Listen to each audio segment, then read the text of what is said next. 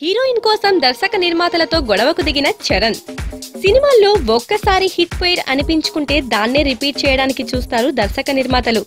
ఇక హీరోలైతే ఒక్కసారి సెంటిమెంట్ అనుకుంటే దాన్ని వదలనే వదలరు. ప్రస్తుతం రామ్ చరణ్ కూడా అదే సెంటిమెంట్ తో తనకు బాగా కలిసి వచ్చిన హీరోయిన్ కోసం విశ్వ ప్రయత్నాలు చేస్తున్నాడు. ఇంతకీ ఎవరా హీరోయిన్, ఏంటా కథా కామిషు అనే కదా మీ డౌట్. అయితే వివరాల్లోకి వెళ్లేద్దాం. Ram Charan Kollywood super hit movie Thani Oruvan cinema remake చేస్తున్నాడని తెలిసిందే. ఈ సినిమాలో ముందుగా హీరోయిన్ గా కాజల్ ని అనుకున్న అమ్మడు రెమ్యూనరేషన్ ఆకాశాన్నంటేలా చెబుతుందని, ధనుష్ అనేకుడు సినిమాలో తన క్యూట్ లుక్స్ తో ఆడియన్స్ ని అలరించిన అమ్యారా దస్తర్ మీద కన్ను పడ్డది దర్శక నిర్మాతలకు.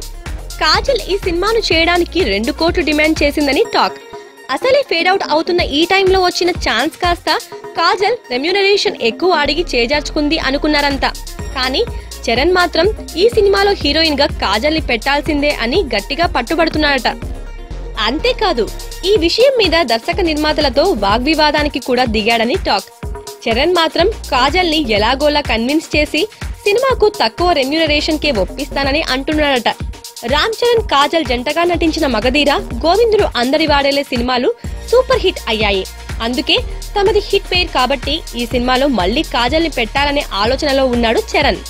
మరి చరణ్ నడిపిస్తున్న ఈ మధ్యవర్తిత్వం ఫలిస్తుందో లేదో తెలీదు. కానీ కాజల్ మాత్రం 20 నిమిషాల సీన్ కు 2 కోట్లు డిమాండ్ చేస్తుండడం, దానికి దర్శక నిర్మాతలు బేరమాడటం చూస్తుంటే ఇంకా తెలుగులో కాజల్ కు క్రేజ్ ఏమాత్రం తగ్గలేదని అనిపిస్తుంది. మరి సినిమాలో అమ్మడు ఉంటుందా లేక ఊడుతుందా అన్నది మరి కొద్ది రోజుల్లో తెలుస్తుంది. రా బావా, మా ఇంటికి వెళ్దాం.